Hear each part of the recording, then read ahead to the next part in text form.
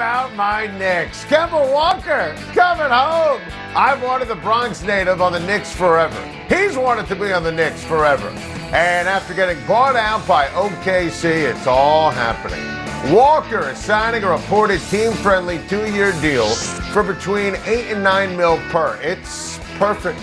This is awesome. The Bronx native starred at the legendary Rice High School, then in UConn, where Madison Square Garden was his personal playground at the Big East tournament. I loved Kemba Walker with the Hornets, and of course, being fair, there was a mixed bag with Boston the last few years, but it's pretty clear that so much of that was, well, everything that was chaotic with the Boston Celtics. This is the perfect Knicks edition. And I told you yesterday, I thought the Knicks plan was really solid. Couldn't believe the Knicks were getting criticized. Sure, Evan Fournier is making a lot of money, but he's perfect. He can shoot. I love it.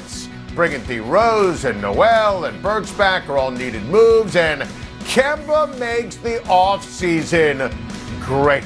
I absolutely love this. The Knicks have a real starting lineup. Look at this. And Kemba takes the heat off of Julius Randle. And don't forget about cats like Obi Toppin and Emmanuel Quickley and first rounder Quentin Grimes, who I like a lot, with those cats coming off the bench with a real great starting five. And this is all about Tibbs. The culture has changed.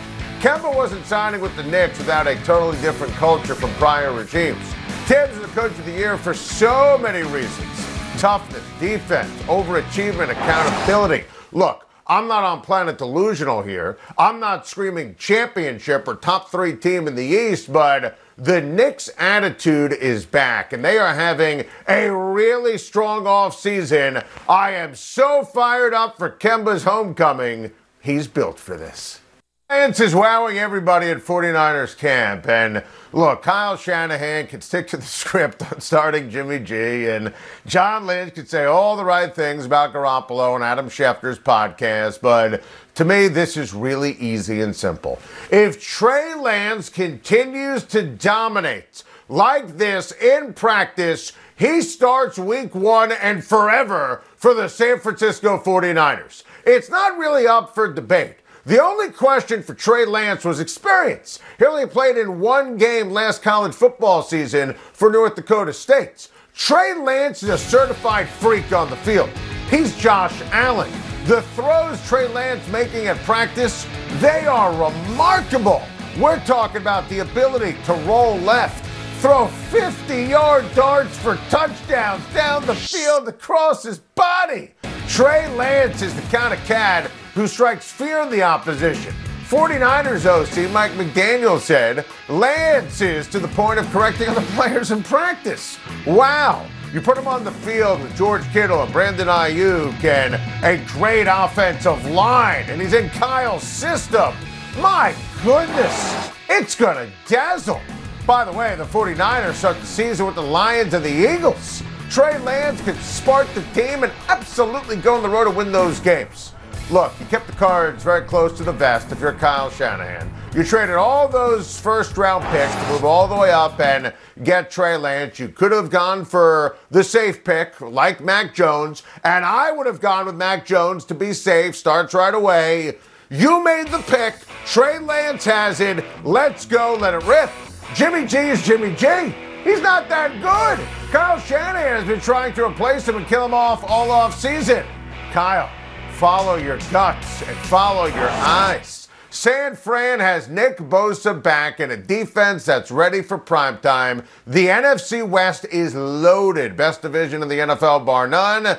Plans changed. Remember, Matt Flynn was going to start for Seattle, then poof, Russell Wilson stole the job in camp and has never looked back. Trey Lance is smart and has all the skills. Kyle Shanahan knows it. Pull the trigger right now. Let Trey Lance dance.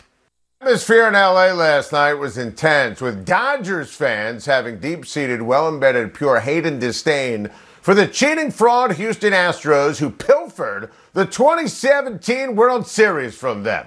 And the Astros will never be forgiven by any fan base nationwide, but most especially in LA. That was the Dodgers championship. And last night they booed. They dressed up as asterisks. They dressed up as garbage cans. Rob Manfred didn't suspend the Astros players, but there was going to be punishment via the court of public opinion, and that was going to be amazing and intense. And after no fans in the stands last year, it's been at a fevered pitch this season. But then the Astros won the damn game last night. And here's the big picture current day problem. The Astros, and I have to acknowledge it, they're great. They're great. Pains me as a baseball fan, pains me as a Yankee fan to say it. The Astros right now are the best team in the American League. And with the win in the hostile environments that we've seen all year long, Astros have the best record in the American League, and it's a pretty amazing accomplishment for Dusty Baker's team. Now, I think LA is going to beat them tonight. I think it's going to be amazing. It's the highly anticipated debut in Dodger Blue for Max Scherzer after the deal of all deals at the trade deadline to bring in the three-time Cy Young Award winner and future Hall of Famer. Oh, by the way, they also got the all-star infielder Trey Turner as well.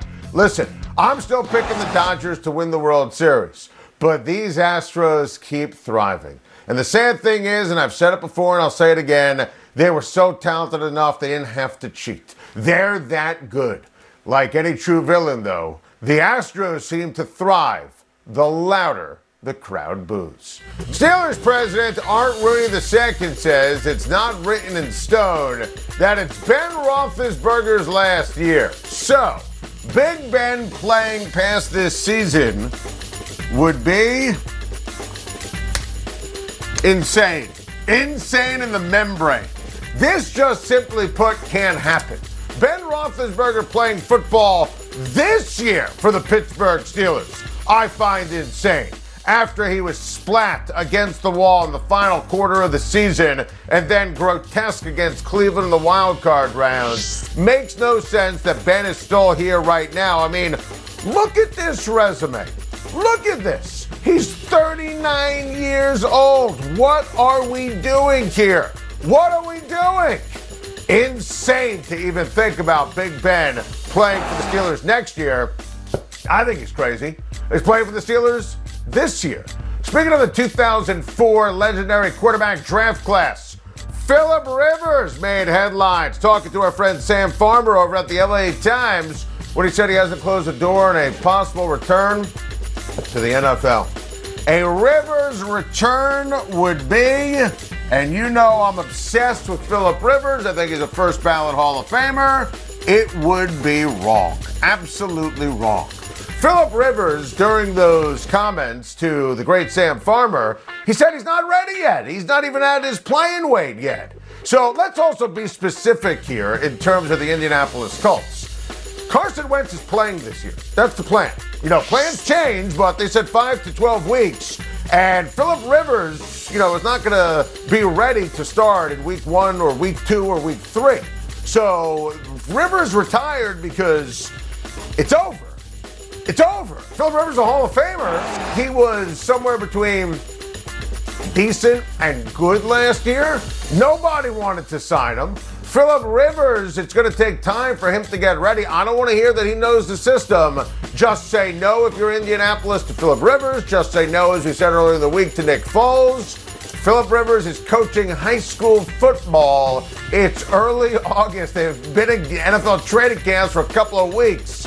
Phillip Rivers, love him. First ballot Hall of Famer. Always defend him. One of my all-time favorites. Don't even think about a return to the NFL. And the Colts will not sign him. They can't do it. It would be foolish. One of the more intriguing offseason quarterback competitions we're keeping an eye on this training camp is in New Orleans. So the Saints quarterback battle is, I'll give you the perfect word for it.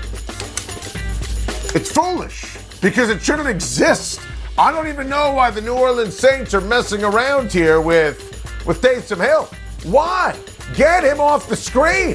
Jameis Winston, by the way, by all accounts, has looked amazing during training camp. He's saying all the right things. What he learned from Drew Brees, from Sean Payton sitting on the bench last year, don't always have to try to hit home runs. You could hit singles and doubles.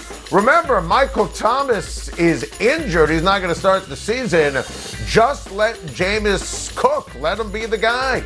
Sean Payton told me on my SiriusXM radio show in the offseason he thought that Jameis could be a star. Stop messing around with Taysom Hill. It is even foolish that they're having a quarterback battle in New Orleans. To Major League Baseball, where the American League wild card race is, and I'm answering this especially as a Yankee fan after last night, it's fun. Oh, it's fun. And even if my Yankees lost like they did on Monday, I mean, look at this. This is fun. Heck, I still think the Blue Jays are going to find a way to make the playoffs. So George Springer with a home run last night. Yankees able to take care of business. You know, Stanton put a charge into one. They beat up the beleaguered Baltimore Orioles. The Red Sox are a house of cards. Detroit took care of them last night. The Red Sox have had all sorts of issues. They have scuffled over their last 10 games. I don't believe in Seattle at all. By the way, the Yankees and the Mariners will play coming up this weekend. Red Sox, I mean, you know they can't pitch. Look at that grotesque and disgraceful ERA. Their batting average has been anemic during this losing streak. And the Oakland A's have come back down to earth a little bit. You know, I think the A's are probably the most solid team of them all. But listen, you have 5 teams right there that are thinking about the wild card. And I'm telling you, don't sleep on Toronto with Springer back. The fact that they now have a real home field advantage in Toronto, playing in Toronto for the first time all year, the Berrios trade, this is going to be fun down the stretch. How about the National League East, where the race is... Hide your eyes. It's gross. It's a train wreck. It is a disaster. The New York Mets have fallen apart. The Mets are scuffling. The Mets are injured. Jacob deGrom is not walking through that door anytime soon. Zach Wheeler, the former Met, who we begged the Mets to sign, he shut down the Washington Nationals last night. He was remarkable. Heck, the Braves, even without Acuna, they traded for 3 new outfielders in the month of July before the deadline.